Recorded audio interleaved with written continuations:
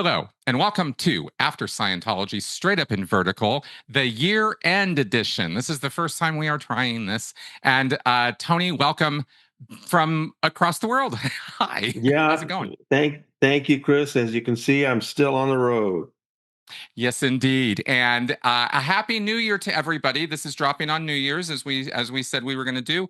And what we're going to do, there's lots of ways to do a year end review. And Tony came up with a sort of top 20 list from his reporting, and I thought that was just a wonderful way to kind of go down and look at the year and what happened in it, specifically 2025, and of course in the world of Scientology, all the important stuff, all the things that really kind of matter in the long term. I think we've got really covered here, and I think you'll appreciate that after we go through all of this. So let's just go ahead and start from the top of the list and go on down to number one. Um, it was, I guess, I will say maybe to start, it was a meh kind of year for me. I mean, there were important things that happened this year, but it wasn't like there were my God kind of milestones this year, I thought. Do you what do you think? I think it was a crazy year because personally, I felt like the White House stole so much attention in the news Yeah. all year with one crazy thing after another that it made it felt like at times we were competing against that. And I think there were a lot of interesting stories to cover in Scientology this year, but that it wasn't getting as much attention as it has in past years. I would agree with that assessment completely. We are certainly overshadowed by current events. And yet Scientology is actually plugged into those. And we're going to go over some of that. So, because that kind of came to the fore this year. So let's go ahead and start from the top. What was your top 20, number 20 story? Well, definitely one of the things about this year, Chris, was it was an amazing year of anniversaries. And of course, one of the first ones that came to my mind with 2025 was it would be 75 years since the whole thing started. And that, of That's course, right. was the publication of Dianetics, L. Ron Hubbard's book that started everything on May 9th, 1950. We knew David Miscavige would do something about it. We weren't really sure. And on May 10th, they held a special anniversary event in Clearwater, and David Miscavige announced that there would be a new edition of Dianetics.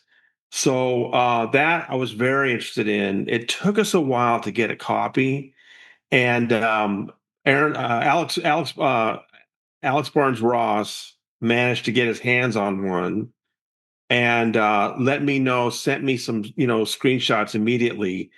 There were some really interesting things in there. There were quotes that weren't in the previous editions from admirers. And one of those quotes included a reference to Taylor Swift. And I just thought it was so weird that Taylor Swift's name is now, and for as long as they publish Dianetics until the next edition, who knows how many years that's going to be, Taylor Swift's name is in Dianetics. And so I decided that that was our number 20 story of the year, the new 75th anniversary edition of Dianetics with Taylor Swift's name in it. We're calling it Taylor's version. Yay. Yeah, there was some interesting comments to be made, and I think we'll talk about this more on some of the other points in terms of the Scientology ad campaigns this year. When you kind of look at the big picture, you see them trying, and Dianetics, this 75th anniversary one, is one of those ways they tried to do that, because they followed up with that not only with the new edition, but with this announcement of a TV show, and then that really just became Jason Dorian showing up at a bookstore. But it was a bit of a fizzle, I thought. It's not like Dianetics is Well, on the yeah, map. that was, yeah, that was one of the non-stories of the year, was that they announced there was going to be a new TV show hosted by Jason Doring, and the first episode would have Erica Christensen. And this was it very interesting because this was, of course, one of the things we wondered about when he started Scientology TV in 2018 was, are the celebrities going to get involved? Hmm. And they really haven't. And so this seemed like, okay, here he's finally going to get the celebrities involved in Scientology TV. Announced it in May. we're still waiting 7 months later. Mitch Brisker told me he doesn't think it's ever going to happen. So I don't know. Yeah. Well, there have certainly been no shortage of things in Scientology's past that have been announced and then went nowhere. All the way back to, if I remember, back in the 80s, KLRH, the Scientology radio station that was going to happen. So so the announcement of something from the stage by Miscavige does not actually mean that it's produced in a warehouse, ready to go, Right, just hit right, play. Often right. it's the exact opposite. He's actually Okay. just sort of pipe dreaming on the stage. So, worth some comment there. What do we have as number 19? Number 19. Um, Aaron Cairo had another big year this year for Scientology. This is the guy who's not only the executive director day of the San Francisco Ideal Org, he's also this skateboarding YouTube mogul. He's got like 6 million subscribers for what he calls Braille skateboarding. Leads this total double life that we've always wondered about. We've written about for a few years. And this year, Aaron Cairo stepped up his game again. Not only is he maintaining this double existence, but he won the birthday game this year. And that's a big deal in Scientology. The San Francisco Ideal Org won the birthday game, and Aaron Cairo got to give the acceptance speech, and we actually got, thanks to Mark Bunker, we actually got audio of that. And so I thought that was really interesting. Meanwhile, there's a website in San Francisco called SF Standard, and they did a very good story profile of him. I helped them out a little bit. They asked me because they knew I had been reporting on him for some time, so I kind of helped them out a little bit. I thought that was interesting. So just another big year for Aaron Cairo, and I don't know. I feel like David Miscavige kind of must see in Aaron Cairo some hope for the future as far as a relatively young, guy that's still very dedicated to Scientology. Absolutely. He fits a mold. And these executive directors are people I worked with for years in management, and they are very gung ho, get up and go kind of Scientologists, and you want that. And obviously, they want to find successful people, right? Scientology all about making the able more able. So they're looking for people who are literal powerhouses to lead their orgs. And the objective truth is that they need that because the L. Ron Hubbard policies and management direction they get is so atrociously awful that they can't expand their accomplish their mandate basically of growing Scientology by doing what Hubbard says. And so they need these real human dynamos. And Aaron Cairo actually is a legit example of that.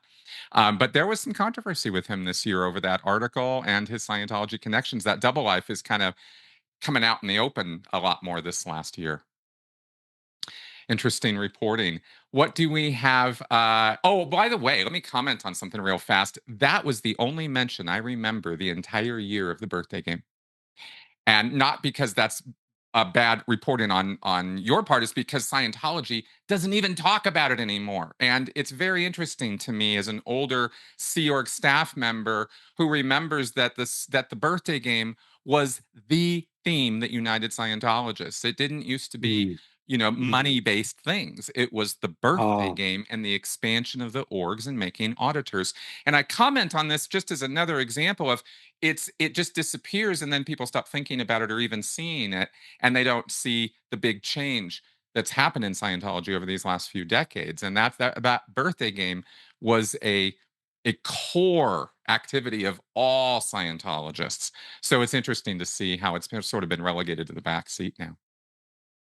So what's our well, that next brings one? us to number 18. L. Ron Hubbard 2.0 had another interesting year this year. At one point, Love that.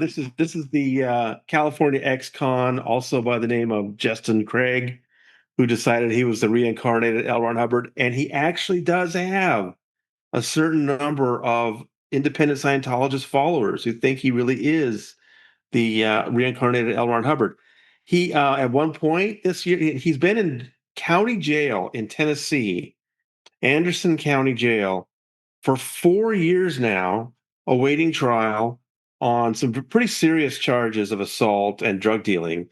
And but he's maintained what he calls his expedited Scientology or Asperianism, a couple of different names for his version of Scientology. And this year he suggested they create a Sea Org in his Asperianism. I thought that was pretty fun. He also had some other interesting pronouncements of some breakthroughs he'd had that were kind of wild. But the big news for LRH 2.0 this year was he finally did plead guilty to an avoided trial, and he pleaded guilty to get a 17-year prison sentence. And he explained to his followers it was actually a good deal, but because all of the time he's already served in county jail counts, and he says he claims he'd be eligible for parole in just 2 or 3 years. So he's willing to go to state prison. He acknowledged that it might be a little tougher for him to continue messaging his followers from state prison instead of county jail. I just checked; he is still in the county jail. They have not moved him yet. So interested to see when that happens. But a big step for L. Ron Hubbard 2.0. Man, that guy just blows me away. As I think we commented this year, I have been personally impressed by this man's ability to duplicate L. Ron Hubbard's writing style and way of communicating. It's not something that's easy to do. Yeah. And if you're a writer, you could actually appreciate that. And this man actually has a little bit of a talent for that. And so I'll give him that. But he also is parallel to Hubbard in so many ways. And the criminal thing, of course, being top of the heap with that. Because correct me if I'm wrong, but he actually got in trouble while in jail too. He was Right. assaulting officers and Right. It was a special drug task force that initially arrested him in October 2021. They accused him of dealing pretty serious drugs, fentanyl, for example, out of a seedy hotel room, mm, um, but also that he had beaten up a woman there, and so he was initially facing this violent charges. But then once he got into jail, he was then accused of assaulting jail guards. And they kept adding more and more charges. So, yeah, he could have been. And also remember, this is a guy that had already served prison in California for attempted carjacking and some things. So he could have really been looking at a long sentence. So I think from his perspective, 17 years with a possibility of parole in just 2 or 3 years was a pretty good deal from his perspective, and that was what he was trying to explain to his followers. But they don't seem to mind that the reincarnated L. Ron Hubbard would be beating people up and dealing drugs out of a hotel room. So I don't know. it's a case study. It really is. It's that someday somebody's going to research this. Anyway, good. Moving on. Okay, so 17 is a big one. Joy Vila. What a Yeah. change. What a reversal. This is somebody we've followed for years and years, the Scientology celebrity. She had gotten involved in politics. She actually at one point was thinking about running for Congress. President Trump had actually singled her out at one point. Um, and then we didn't hear about her for a while. I started to hear that she had decided to leave Scientology and was thinking about going public. And then, wow, what an opportunity! She did a live video with me and Alex. It was a real pleasure, really fun to talk to her and hear why she decided to finally leave Scientology. A big part of it was that she is, a very committed Christian, and they kept telling her to stop praying. And she's saying this is one of the lies they tell is that you can be a Christian and a Scientologist, you can be Jewish and be a Scientologist. Mike Rinder used to talk about this all the time in his blog and say that's just a lie. And Joy Vila came out and he explained that exact same thing. And then she also helped me after we did that live video. She helped me do a story. I was curious about some of the Scientology celebrity kids she had gotten to know, the Travolta kids, and she'd also gotten to know Isabella Cruz, and she'd also gotten to know Kirstie Alley pretty well. So that was very fun. I got to do that story with her. But I just think it was great. It's so fun to talk to somebody like that you've sort of, been interacting with from afar, and to hear all, oh yeah, of course I read that story. And anyway, I thought she was great. I thought she did a great. And she's gone on to do a lot of videos about Scientology on her own. Yeah, her exposés or her exposure of this has been wonderful. And it really is a great example, I'll point out, of even the people you think would never. Yeah, they do. That people leave cults all the time. And for all kinds of reasons, right? And this religious conflict, moral dilemmas, this is what kind of snaps people out of this kind of thing. So it was interesting to track and then get confirmed after the fact, right? She's heavy in politics, but as you had reported a couple of years ago, she kind of got her wrist slapped for that. And the church Right. wasn't really supporting her in that effort, yet she was literally in the White House. It was really quite, Yeah. like, wow, really? And it seemed to be because the church didn't really know what they were doing. And then we don't see her for a while. And then she shows up selling books at some UK, a book event or something on the street. And I was like, oh, she's doing amends. Oh, she's Yeah. absolutely doing Yeah. amends, right? Yeah. Turns out that's exactly what was happening. And Yeah. she left. So great, it was a great story, great reporting, and fun to see because yeah, she was one of those people that we were convinced, yeah, she'll never leave. But she did. So Number 16 on our list. David Miscavige opened just one new Ideal org this year. It was in South Africa in the former city of Port Elizabeth, and he was there. yep. Um, Only one Ideal org, but they did open three new shrines to L. Ron Hubbard. This is their program, Chris, where they're purchasing buildings where L. Ron Hubbard lived, at least for a short time, and then basically turning them into museums to him. They opened one in Elizabeth, New Jersey, where he lived in 1950. And of course, they're not going to say that who he was living with. He was there with his second wife, Sarah Northrup, and their baby Alexis. There's no mention of those two people. But this is an important one because that's the house they were living in when Dianetics came out in 1950, and when he first opened his very first office to treat people with Dianetics. So that's an important one. Then they opened a house they had purchased and renovated in Phoenix, Arizona, where Hubbard had spent some time in 1954. And then they had a grand opening of a house in Zimbabwe, that back then in 1966, when Hubbard lived there, was known as Rhodesia. And it was Salisbury then. So three places, three grand openings. It's interesting. I've talked to you about this. I've talked to Alex and some others about this, and I think people generally feel like these really aren't even for Scientologists. They're kind of like for special guests to be brought in and impressed about Hubbard. Isn't that how you feel about it? Pretty much. It's not the Scientologists are not making the yearly rounds of L. Ron Hubbard's life. These are once in a lifetime visits for Scientologists if they're in the region or area. I never knew a Scientologist who was making any special arrangements to go fly around to visit these places. And the way they have them set up in the real world is they renovate these places and get them to this museum quality thing, and they put a couple of Sea Org members there, a Sea Org couple usually, to maintain the property. And then you have to call to schedule visits. It's a VIP kind of thing, not just an open house. And we get to see in real time how the church rewrites L. Ron Hubbard's history from this. As you mentioned, they completely remove people, even taking them out of photographs, where Sarah's just disappeared.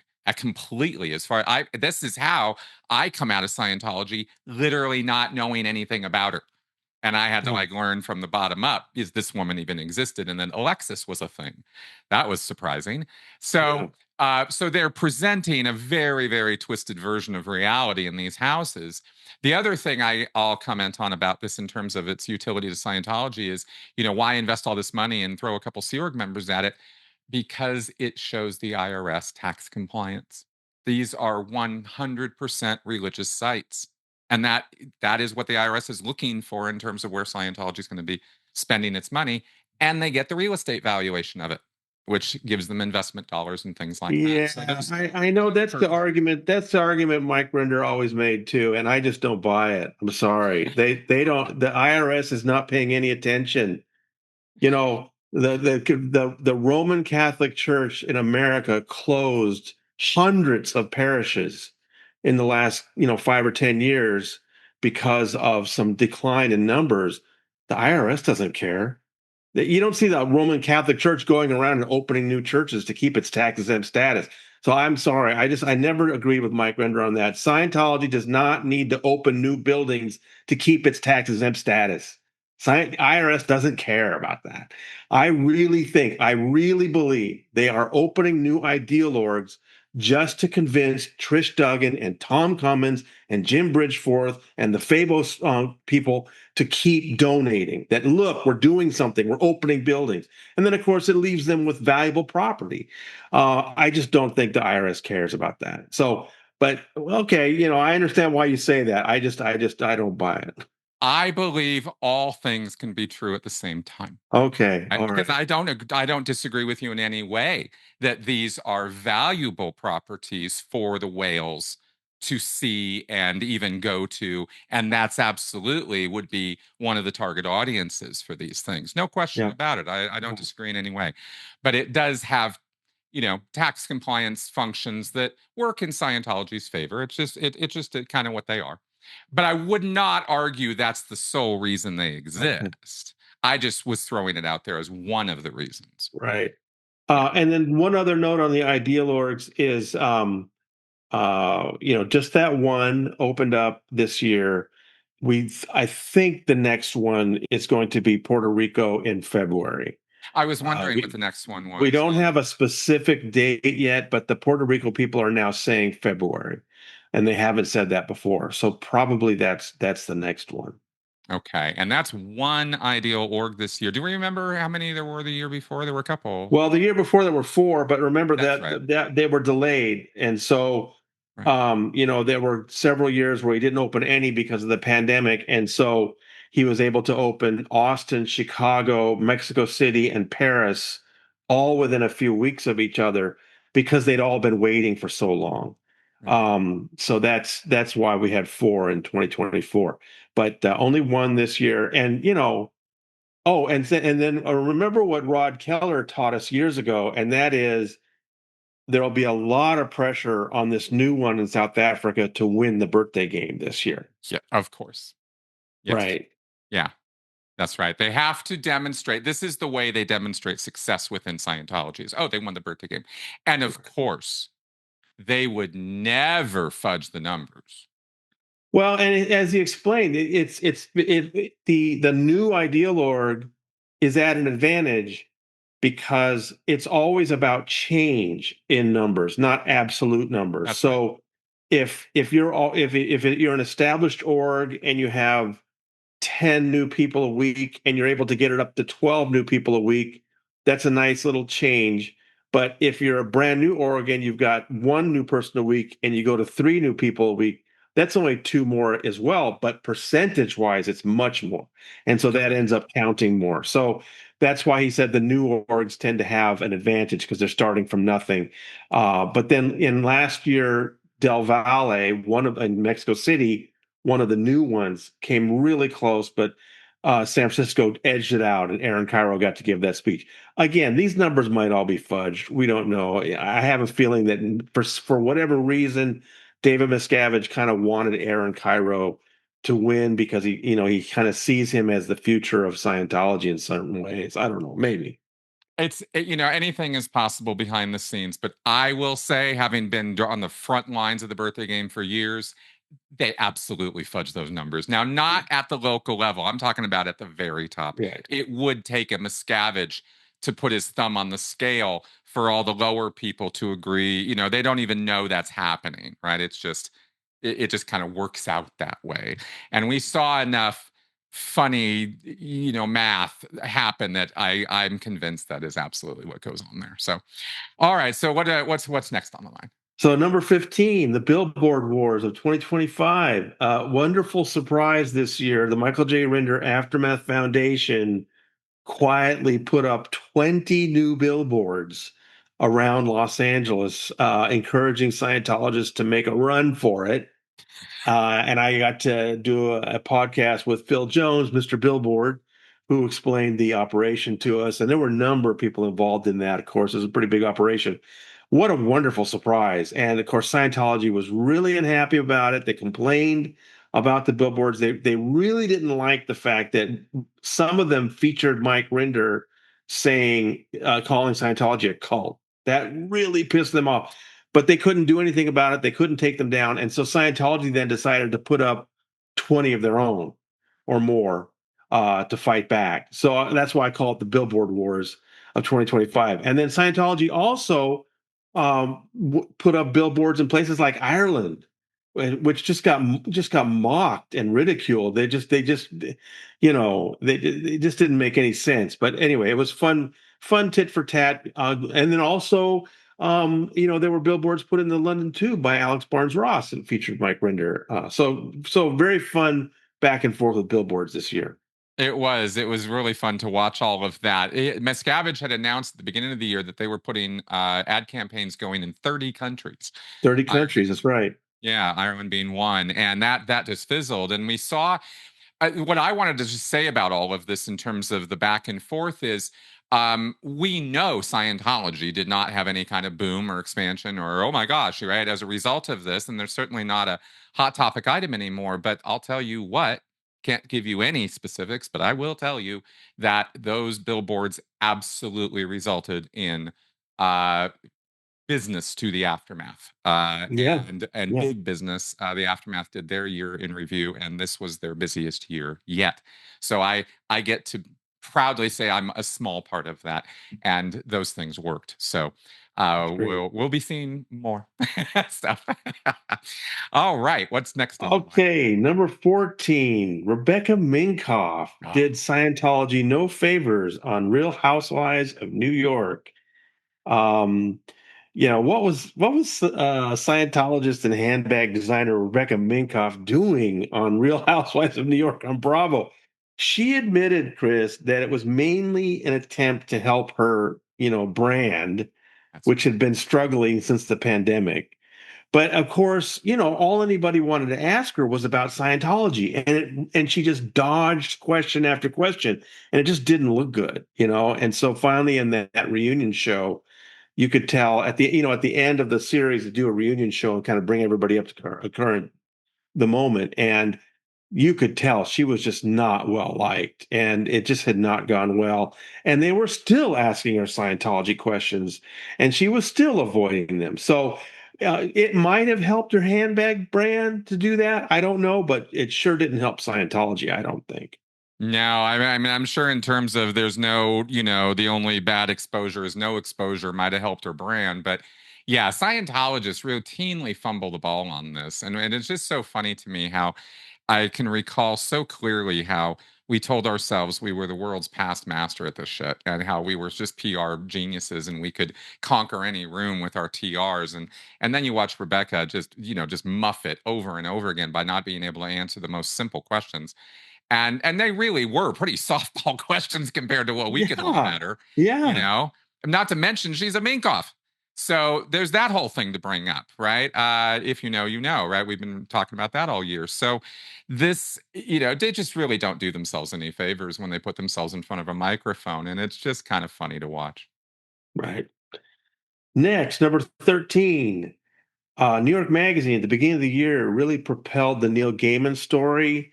It had been done earlier by a UK podcast that I took part in, where they looked at these allegations of abuse from various women. Really, and the New York Magazine's Lila Shapiro did a great job bringing that to a much bigger audience. It really seemed to blow up when she did it. And it's a disturbing set of allegations, and of course, people want to know, what does it have to do with his Scientology background? I've been very interested in that for a long time. I've written about Neil and his upbringing as a Scientologist, and the fact that he was an auditor, and that he was OT.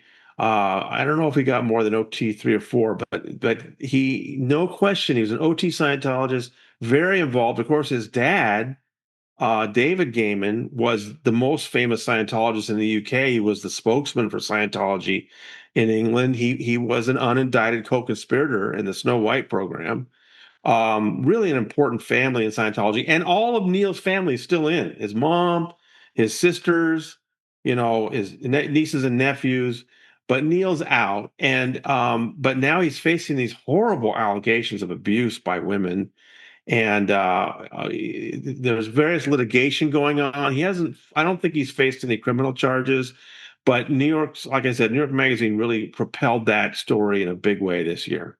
Yeah, big time. It's very, very hard just to comment on this from, my psych end of things. It's very hard to say, oh, this happened as a kid, so therefore this is what he's doing as an Right. adult. You're talking about a mosaic of factors when you're talking about Hmm. development in children. But I Hmm. will say this: Scientology lays the groundwork, especially for somebody who's second gen like Neil, in an important Scientology household like the one he was in, and being trained as a young man in Scientology, auditing procedures and case supervision. He was a very highly trained Scientologist, not just a casual one. He was steeped in Hubbard's perspectives as a young man. And I'm sorry, but it doesn't just go away because you walk out the door one day or you decide in your mind you're going to turn off a light switch and suddenly you're not going to think Scientologies anymore. It doesn't work that way. And Neil, I don't know what degrees or levels of therapy he got, but I see behavior patterns in the accusations made that could very easily, I could say, have Scientology roots to them. It's just not hard to make those connections. But again, this is a complex landscape. So Right. Neil's in a lot of trouble right now, and Scientology is not implicated in that in any way, but it does make for interesting conjecture. Number 12, Valerie Haney reaches 15 days of religious arbitration. Just an outrageous story we've been following for years. And, you know, uh, 15 days of basically just abuse. It's not, they're not even considering, her attorney told me that 10 of the 15 days, they're not even considering her claims of her lawsuit. It's just such abuse. And at this point, we still don't know if they're going to keep asking her to do more, if they're going to do a ruling. We don't know yet. Meanwhile, the trafficking lawsuit from Valeska Paris and the Baxters is also stuck in arbitration, still waiting to hear about when those sessions are going to begin. But yeah, it's just incredible that Scientology's been able to bottle up these two very important lawsuits in this kangaroo court where they get to set all the rules and the court just doesn't do anything about it. That's right. You published a great analysis from some legal folks about this very thing this year. I thought it was a great takedown. Yeah, thank you. That was a Texas lawyer, and let me just pull it up real fast. That was Hmm. just today, or was it? Or yeah. Here's what he said about that. Here's what Texas lawyer said. Um, Valerie has all the facts on her side, but is being made by the courts of California to endure intermittent weeks of self-criticism sessions. I have serious questions whether that legal nonsense can stand in the end. Scientology is obviously going to keep it up as long as they can, but as long as they can eventually as long as they can eventually ends up facing a judicial backstop. Um, well, that's yeah, exactly. I mean, you would assume at some point Valerie's going to get a chance at a real day in court, but Scientology is trying to keep that from happening as long as they can. That's right. And this is really the epitome of Scientology's legal strategy is bully people into submission by making them quit Yeah. trying to make a claim against Scientology by making the legal process so hard to endure that people just can't take it anymore, or they just can't pay for it anymore, or. And this is really what it comes down to is things like this. So Scientology really, from their perspective, they're winning like crazy right now with this, and they're going to take it as far as they can. But I think we know in the sort of longer arc of justice in the legal system, eventually, when you abuse the legal system long enough, the legal system does take notice and it does push back and it does close those loopholes. Unfortunately, we're in the first act. And so Valerie and Valeska and these other claimants have to go through this process and endure these shellackings. And it just absolutely sucks. There's just no other word for it. And that's why I really appreciated that the couple lawyers chiming in and going, yeah, this is bullshit. You know? So, all right, what's next? Number 11, the Danny Masterson and Scientology civil lawsuit, which of course had this terrible AI blunder on the part of the attorneys for the Jane Does. We're still waiting to see what the upshot of that is, but in the civil lawsuit, there was some preliminary rulings. Scientology appealed it, and so we've been going through the briefing this year from the appeal. And Scientology found some case citations in the response brief filed by the Jane Doe attorneys from Boy Schiller that were AI generated nonsense. And attorney John Kucera admitted in a response, yeah, that was our mistake. He took responsibility for it.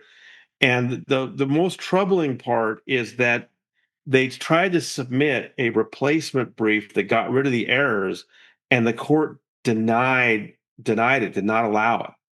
And that's not a good sign. So we're not exactly. I mean, we expect these attorneys to be sanctioned, but we don't want the Jane Does and their argument to be hurt.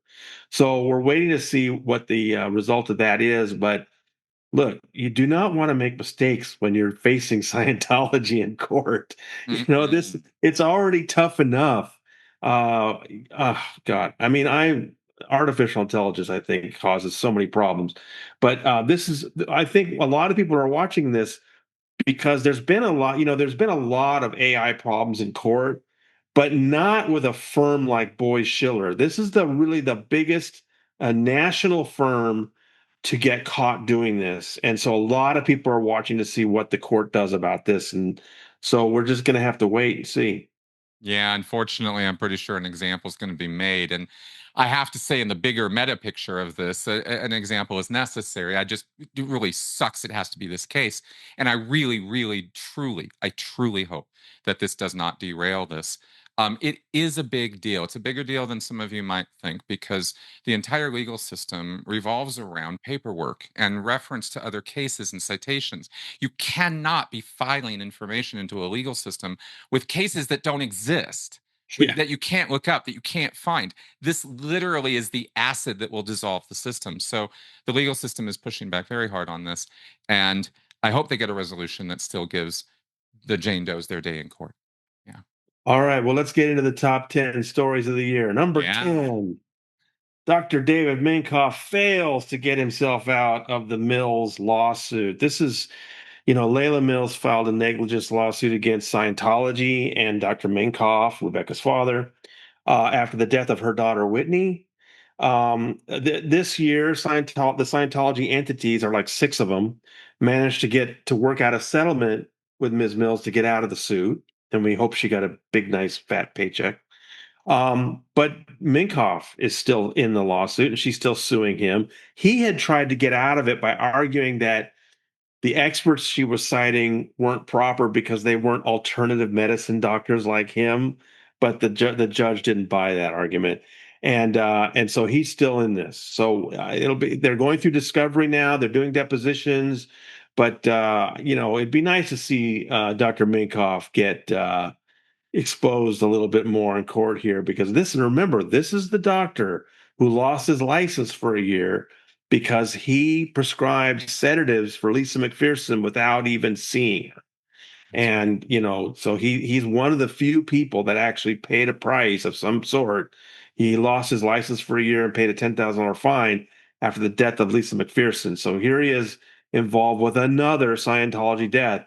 And some of the evidence against him is so outrageous, Chris. You remember these text messages we've Oh, seen yeah. where she is going through such a Whitney Mills, 40-year-old woman, OTA, was going through such a terrible mental health episode, and he was telling her to use her TRs and Eye of the Tiger. I mean, it's just horrific. So that's interesting that he's still in that lawsuit. Absolutely. If your solution as a medical professional is, to tell your patients in crisis to bootstrap themselves into health, I mean, I have very strong words. So we'll just, I really, really want to see this guy to pay. And of course, he's got karma from Lisa McPherson. So Yes. let's see what happens. Number nine was a big story that worked, had lots of twists and turns over the whole year, and that is a fight over a little street in the middle of downtown Clearwater. Scientology wants to put in this L. Ron Hubbard Hall, this venue that I believe in. We've talked about this. Once they put that in, they're going to put all their events there. The ones they have in England, the ones they have in LA, everything's going to happen in Clearwater. Big, really state of the art hall, and on the opposite side of this little road is a park they want to put in, L. Ron Hubbard Park. And on the far side is an existing building, the flag building. So Scientology owns every single parcel around this little one block street. They're just asking the city of Clearwater to vacate the right of way so they can take possession of the roadway and shut it down to the public. And they agreed to pay $3 million for it. And but at the last minute, David Albritton, one of the city council members, decided that he was not going to support it, making it a 3-2 vote against. This was like, wow, this is a big surprise. Scientology then withdrew its application. They didn't want to go through a no vote. And they then said, listen, when we reapply, we've checked the law. We're not going to pay you a penny for it. You're not going to get $3 million. Yeah. And the attorney general, the state attorney general, Othmeyer, has weighed in on Scientology's side. Yep. And then most recently, David Albritton wrote directly to the AG to get clarification, and the mayor accused him of being lobbied by Scientology. So we had some real drama right on the dais at the Clearwater City Council meeting. Really, it was pretty wild to put up that video, and it looks like Albertson's back on the yes side. So meanwhile, there's this group led by Brooks Gibbs called Save the Garden that has an alternative proposal. They'd like to get that before the city council. They're trying to get an initiative, get enough signatures so they can get on the ballot. They want to get to change the law so that the city could not give a street like this away without first the approval of voters. So they're trying to do that at the same time. Big fight going on. And I was thinking about this, Chris. I bet David Miscavige did not expect there would be much of a fight at all over this little road that's again surrounded by Scientology properties. But he's had quite a fight this year. Well, he even got personally involved. He went Yes. down there, remember, at early in the year, and went down there and personally was briefing city council members one on Yes. one, Yeah. so there wouldn't be any record of it. Right. And then I mean, when you put the whole timeline of the year together, you can see Miscavige clearly furious about this. He thought it was a done deal. He went down there. He had bypassed and handled it, and it was going to be a thing. And then Albrighton just screws him. And he's like, oh, screw me? No, screw you guys. You ain't getting a penny, not one red dime for Clearwater. Right. And now we're going to have this crusade. And he starts calling in favors from the state attorney general's office. Right. Because it's not, I don't believe that Scientology has an ongoing relationship with these politicians. I think it's a quid pro quo kind of thing. And I think they've only got so many favors to call in. But this is Miscavige, like he wants that buffer zone. He wants that distance. He wants Scientology land to be Scientology land. And you people stay out. So my people can be here and not have to deal with any of you, right? Clearwater protesters, Clearwater non-Scientologists, any of you people. They really do have that kind of us versus them going on in that group. So I think the temperature's going up because Miscavige is so red under the collar about this whole thing at this point. Right. And I don't think we're going to necessarily see reconciliation in 2026 either. I think he's only going to keep being on the heat, but we'll see what happens. Number eight, Leah Remini's fair game lawsuit. It's already been 2 years since Leah filed her lawsuit, saying that she's been subjected to years of harassment from Scientology. And there was a preliminary ruling in this case that Scientology, both sides appealed. So this year was about briefing over the appeal going on at the Second Appellate District. And she's got this great new legal team. She replaced who she originally had, And I think in general, Texas Lawyer, our expert, says that she's doing a very good job in her lawsuit, and that Scientology's basic argument is, yes, we can call her names all we want because she started it. And I mean, so there's no pretense that this is like this, upstanding church organization. No, they're going to fight down and dirty because that's who they are. So I think that's kind of a revealing thing coming out in this lawsuit. But it's just a slow slog, and we got some interesting back and forth throughout this year. That's right. We And also and had the next thing is Leah does her final, I think her final appeal reply in just a week and a half, and then we should start waiting for a hearing date, I believe. Okay, great. So we'll probably actually start seeing some courtroom action this next year. It's been really just a paper trail this year of appeal and Mhm. back and forth and whatnot. But one thing that was interesting and very noteworthy, and I want to highlight from this year, was Leah published some previously, like completely confidential internal documents from Scientology about how to strategize and control and deal with lawyers and Yeah, lawsuits. And we hadn't seen yeah, that before. She's really been doing her homework, and that was yeah, a real fascinating reveal for anybody curious about this as to what goes on behind the scenes with these lawyers that Scientology hires, because they yeah. don't just hire these people, give them money and say, go take care of it for us. That is the Right. exact opposite of what Scientology does. So that was also very revealing this year, too. Number 7 came out of nowhere. Ransomware breach at St. Hill Manor.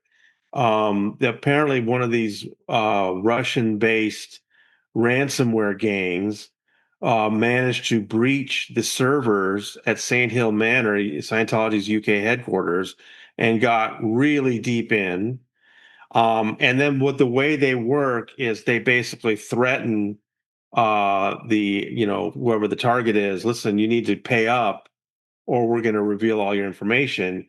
And if you don't initially pay up, they'll put some screenshots out to the public to show what they've got as further pressure. So that's when we first realized something was going on, as some of these cybersecurity websites were reporting, hey, this ransomware gang has put out some interesting screenshots from Scientology. So we took a look at them, and yeah, there was some, really interesting stuff. Alex Barnes Ross helped us understand that not only is this, sensitive internal information for Scientology, but it's sensitive internal information in the UK, which has more strict privacy laws than we do in the US. And so there's actually some consequences, potential consequences for Scientology from the UK for this information getting out. So they not only are dealing with these gangsters that want them to pay up, but they're probably also going to have to deal with the UK saying, why do you even have this information? So, really interesting situation. It's early. We don't know all the ramifications yet, but definitely a big story, and a lot of people are talking about it. Absolutely. And it clearly showed in some of the documents visa violations, right? Laws being broken in regards to people being working at St. Hill who should not be there and do not have permits to do so, openly stated in the documents. Yeah. That and some other, the fact that there are Scientology, American Scientology corporate entities doing spending and perhaps receiving money in the UK without reporting it also could potentially indicate, tax noncompliance or fraud. So there's interesting bits there. It's all just breadcrumbs. We don't even know if these documents are fully valid. They were leaked on a hacking website, but they certainly look legit. The CSWs and the POs looked completely like what I used to see. So I don't have any questions that it's legit. It's just we'll see what Scientology does about this and what this group Chi does moving forward. This is just another day at the office for them. This was not a targeted Right, let's go after right, right, Scientology. right, right. Yeah. So all right, what's next on the line? Number 6 is a big one, and that was something we just couldn't help seeing this year. Were Scientology's ties to this new White House administration. Yeah.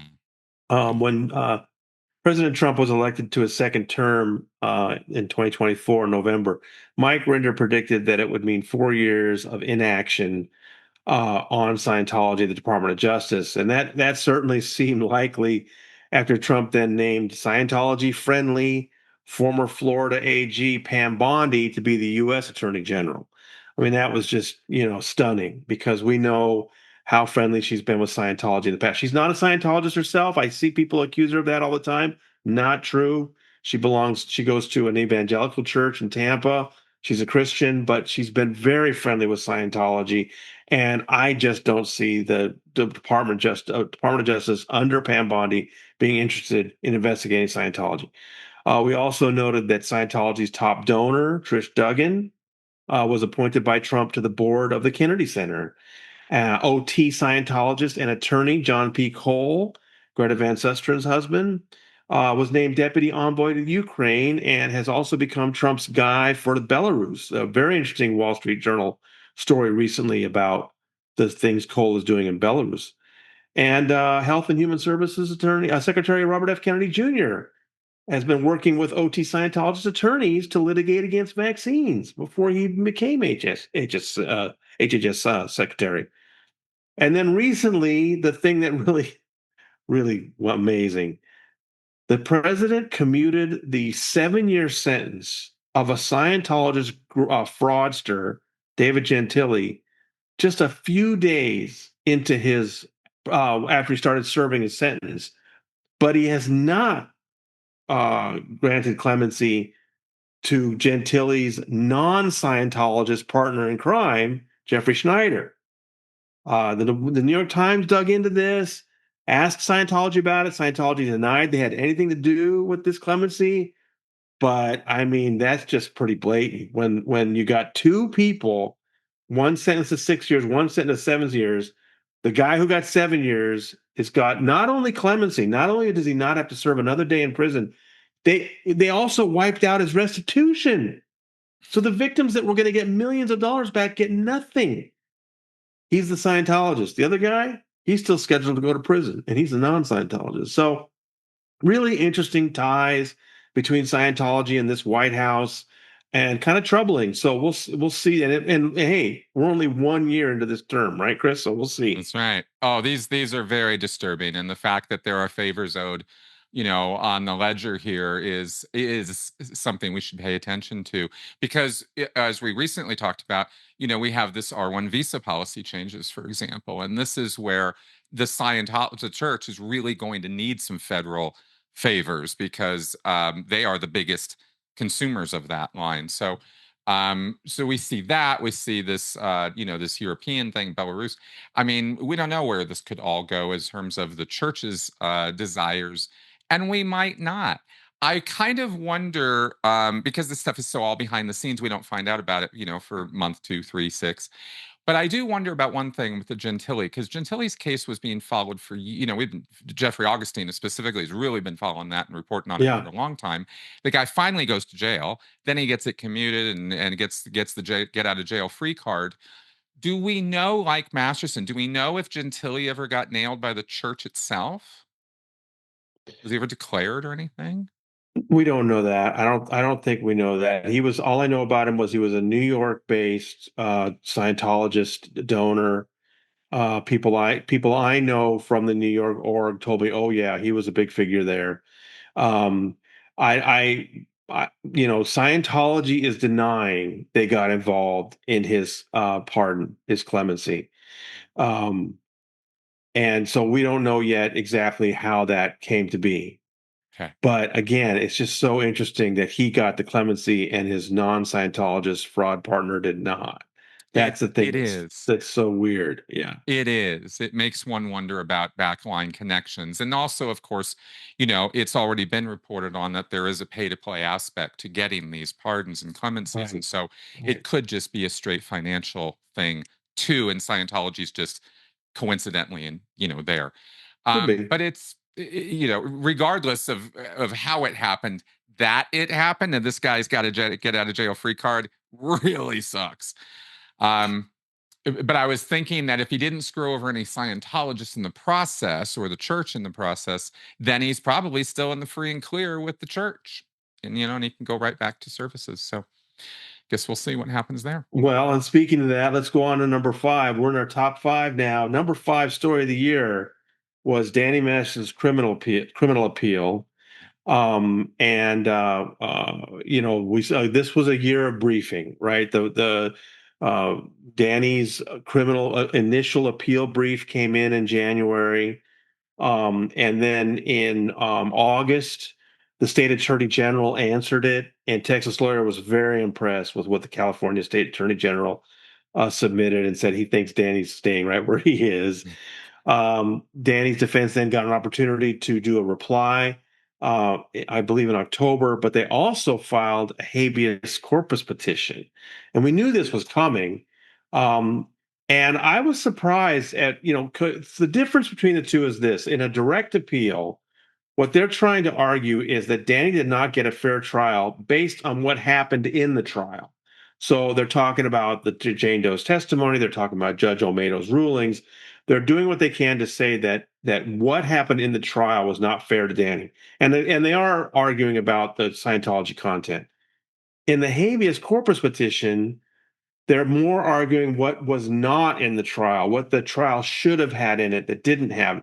And so they're focusing mainly on Scientologist witnesses that didn't testify. But they don't say that, Chris. They just say there are numerous defense witnesses that were not called by the attorney. They think that's a mistake. They think it's ineffective counsel from Philip Cohen. But he never once admits, this attorney Multop, that these witnesses that he thinks are so important, they're all Scientologists. They would have been destroyed on the stand. Are you kidding me? The attorney, the prosecutors would have loved to cross-examine these witnesses. Oh, yeah. So Texas lawyer is not impressed by the habeas corpus petition. But maybe the biggest story all year about Danny Masterson's appeal was just recently the Church of Scientology attempted to submit an amicus brief on his behalf. Now, see, come on, this is what we've been interested in from the very beginning. What would be Scientology's involvement in Danny's criminal case? And we've repeatedly talked about over the years signs that Scientology was behind the scenes affecting the way the defense was going. This was not behind the scenes, Chris. This was right through the front door.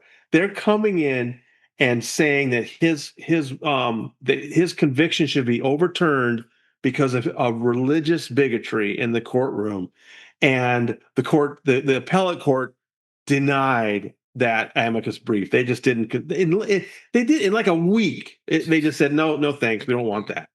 And Texas lawyer estimates that David Miscavige spent between $200,000 and $500,000 for that document because it's got three different attorneys' names on it, and it went nowhere. So a huge blunder because not only was that all wasted effort and money, but it's even if it's not going to be considered by the court, it's still official that the Church of Scientology, David Miscavige in particular, is all in for Danny Masterson. That the Church of Scientology is doing what it can to help free a convicted serial rapist who happens to be a Scientology celebrity. Huge story. And you know what? No news organization other than the Underground Bunker covered it. They didn't, I mean, not even mention that there was an amicus brief and that it was denied anywhere else. I don't know why the rest of the press is ignoring this, because I think it's one of the biggest stories of the year. Oh, huge. I mean, imagine if something like that, if the Catholic Church commissioned such a thing for someone who was a convicted in jail, like in prison, pedophile or something. I mean, you'd just be like, what? This was religious discrimination. Like they would never make that argument because it would be on the front page of every newspaper on the planet, right? The Catholic Church is what? So it doesn't, so if you kind of do a little comparison here, you see the outrageousness of what the Church of Scientology is doing here. It is beyond the pale that what they have done. But it must indicate to me, I immediately connect dots in my mind, I don't know, completely subjectively, to Masterson's very influential Scientology family. There's a bunch of them, and they are celebrities or VIP people in the Scientology world who have influence. And so, if Miscavige is motivated to stand behind Danny, this is the only reason I can think of as to why. But that's Well, just I think also because the The Jane Does, in their testimony, made the case that he was protected as a Scientologist celebrity, that the prosecutors made the case that he was allowed to prey on these women for years because he had protection from the church.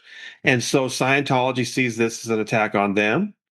And that I think that's what David Miscavige is so upset about, is that he, and yet they're proving it right here. They're still protecting him even now. It's incredible. So Right. just a huge turn, I think. Yeah, exactly. I guess we could say he's a bit of a made man Yeah, in that. right. Yeah. All right. What's next here? Okay, number 4. Alex Barnes Ross had another monster year this year. I mean, the guy. I'm just in awe of his industry and his effectiveness, from putting billboards in the London Tube to helping to get a Scientology petition for a law change that would outlaw protesting shot down, to remaining vigilant about changes that Scientology wants to make to its UK headquarters, including building a parking lot in critical Great Crested Newt territory. We learned so many interesting things this year, thanks to Alex. That's right. And then near the end of the year, he kind of capped it all off by applying to have Scientology's license reviewed that allows it to have events at St. Hill at all. That got and see, I think what's also important is not only is Alex always looking into these things, and of course the protest at the IAS is important, but he gets so much good media in the UK. He got a ton of media coverage of the protest this year at the IAS, but this license review that he's submitted has gotten a lot of coverage over there. So I think that the media is much more vigilant about what's going on with Scientology over there, thanks to Alex Barnes Ross. I think this guy just never runs out of ideas or energy, and I'm so glad that he's been working very closely with us at the Underground Bunker, and he's a part of our group therapy podcast. So I've been thrilled by all the help he's given us, and I just think he's doing an amazing job. I could not agree more. And it really helps to have somebody who's in this ex Scientology fighting space who understands PR, who's literally that's his job. He works in this, he knows this, and so he's very good at it. And so that really means he has, he knows how to get the story out there. He knows how to do the work and then make people learn about it. And he's been a firecracker. I mean, this guy is just this little atom bomb over there of energy. And as always, go Alex. Keep going, man. Yeah, yeah, 2026 is going to yeah. be amazing. Well, now we get to number 3, and celebrity news is always very big when it comes to Scientology. And one of the things we try to keep vigilant about is which of these celebrities bother to show up at the international events. And this year there were 2 really surprising results.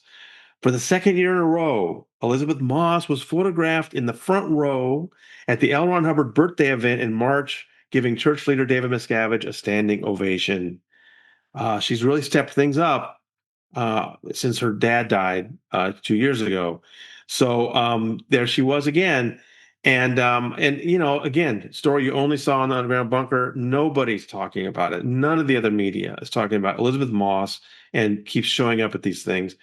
And then in November 1st, for the first time, we got photographic evidence that Isabella Cruz made the scene at the IAS Patrons Ball at St. Hill in UK. Tom Cruise was also there. We saw him come in his helicopter. Tom usually comes to that, but and I had suspected that Isabella and Connor had been to one. I believe they were at the 2019, but this is the first photographic evidence we have of her at the Patrons Ball. And again, it's one of these funny things, Chris. She'll put out a new T-shirt on Instagram. It gets tons of coverage in all the tabloid press. She's in a photograph at a Scientology IAS event, Underground Bunker only. No, none of the other press has touched it. I don't understand. Do you? Let But me whatever. ask I'm you glad. because I have a serious question. Do you think Tom's PR team or otherwise could squelch stuff like that? Would I they? don't know. It's so. I mean, literally, she just puts out a new T-shirt or she says something on Instagram. It's news everywhere. Here's a picture of her at the patrons' ball. Here's a picture of Elizabeth Moss in the front row at the birthday event, and nobody touches it. I don't know. It's I don't know what's going on. So very strange, but I'm glad we've got it. We've got those exclusives, I'm looking forward to the New Year's party. See what we see in those photographs. But yeah, big. I think those were very big sightings that we got this year. And like I said, celebrity news is important with Scientology. And so that's why I consider that the number three story of the year. Sure, sure, absolutely. And let's also take time to note these are both second generation Scientologists, Elizabeth Right. and Isabella. So That's right. um, that's kind of what we're going to keep seeing. We don't see major new converts like Travolta in the 70s, Cruise in the 80s. There hasn't been anything like that in 30 years. So Yeah. that's interesting. I mean, Michael Pena, I guess, but that's hardly like Tom Cruise level. He's a good actor, but he's not Tom Cruise. So we'll keep up with the celebrities. Well, and the number two story of the year is another celebrity bombshell. This came right at the end of the year. Mm. Brigitte Cruz, back in February, had given me an interview and said that she was going to reveal all kinds of amazing secrets about Priscilla Presley. She and Priscilla were business partners. They're now suing each other, and Brigitte just made it known to me that Priscilla is just putting all this pressure on her, and so Brigitte's going to have to fight back. And what initially Brigitte had sued Priscilla in Florida. Priscilla had argued, "You can't sue me in Florida. I have no ties there." And so Brigitte had said in a court filing, "Oh yes, she has a grandchild in Florida." And of course, we know that her grandchildren were in Los Angeles, Riley Keough. So who is this in Florida? This secret grandchild, and we've been waiting for that information to come out. I knew the answer, but I was waiting for it to be in court papers. Finally came out right at the end of this year. It was spelled out in new court papers filed in a Los Angeles lawsuit. What she said, Brigitte had learned from Lisa Marie Presley's former husband, Michael Lockwood, that Lisa supplied the eggs for John Travolta and Kelly Preston's first two children, Jet and Ella Blue, and that Lisa's daughter, Riley Keough, had supplied the egg for their third child, Benjamin. So the secret grandchild of Elvis and Priscilla is Ella Blue Travolta, who's now 25. And Benjamin is their great grandson. So that's the kaboom news. And it was like Oh, massive news for like a day. And now it's all kind of gone away. Well, it's sensitive information. It's in lawsuits. But yeah, I mean, this is the big information. And a couple of different reporters have called me to ask me if they thought there was some sort of a Scientologist and also in the lawsuit it was said that this was all highly controlled by Scientology, that Scientology was signing off on it. And of course, when this occurred, this was before Lisa had left, before Lisa Marie Presley had left Scientology. She was a Scientologist, and of course, John Travolta and Kelly Preston were Scientologists, and that Scientology was involved.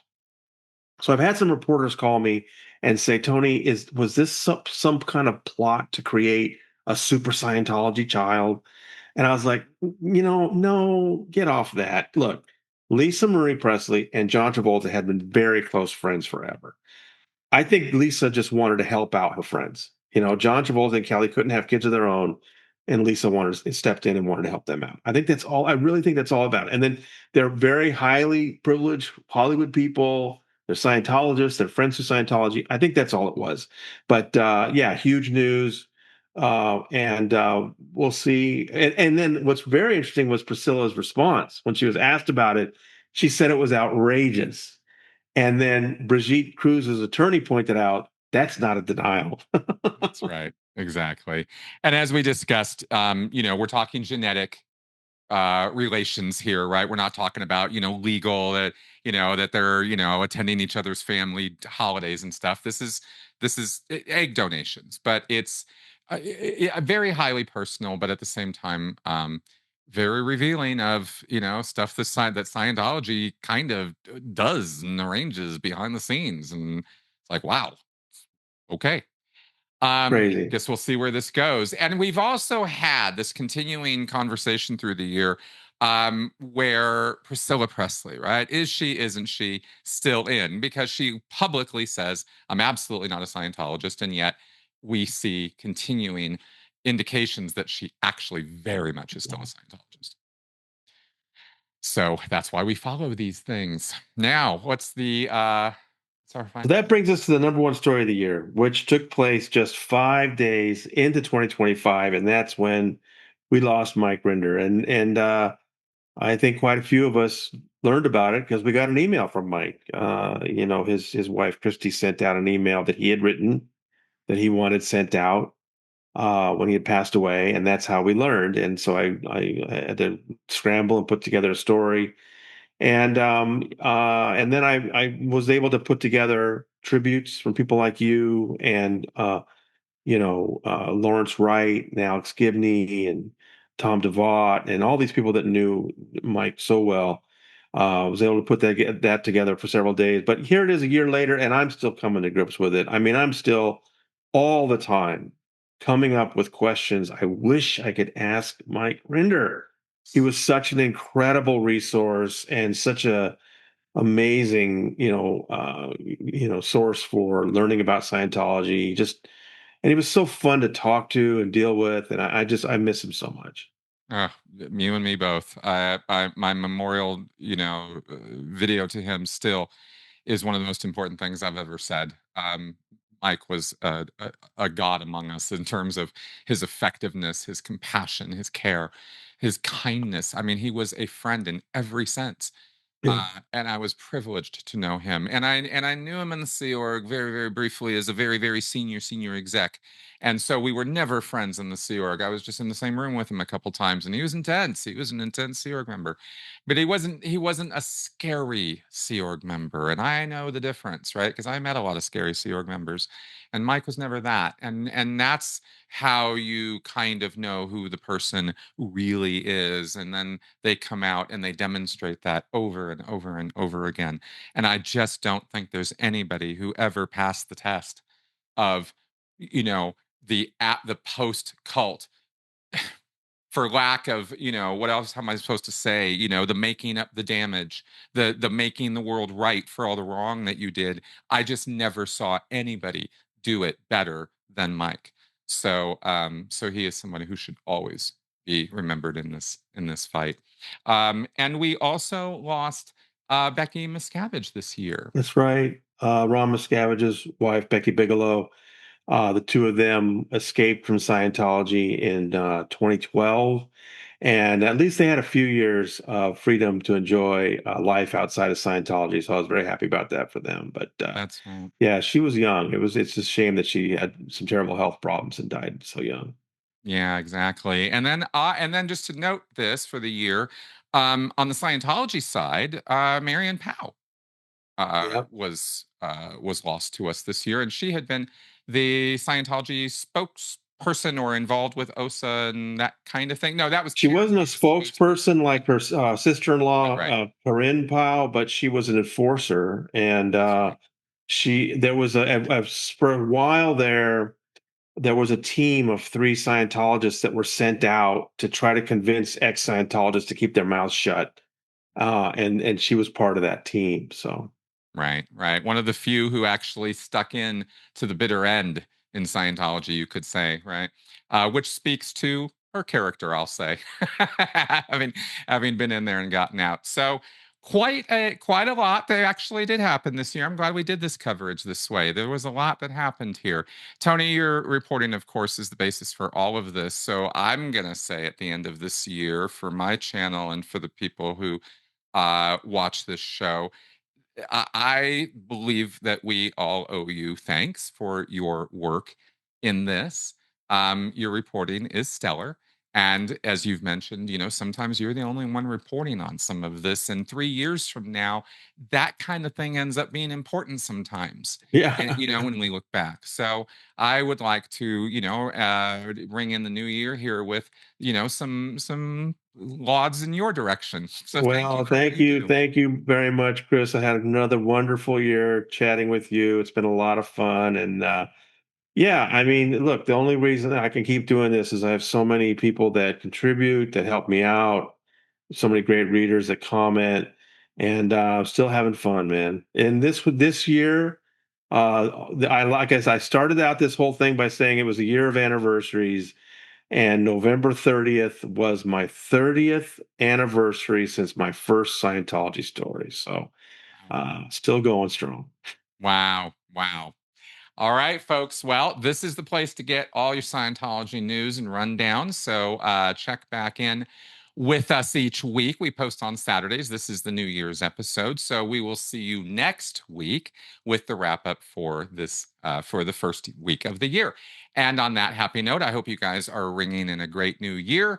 I will see you guys soon. Bye bye.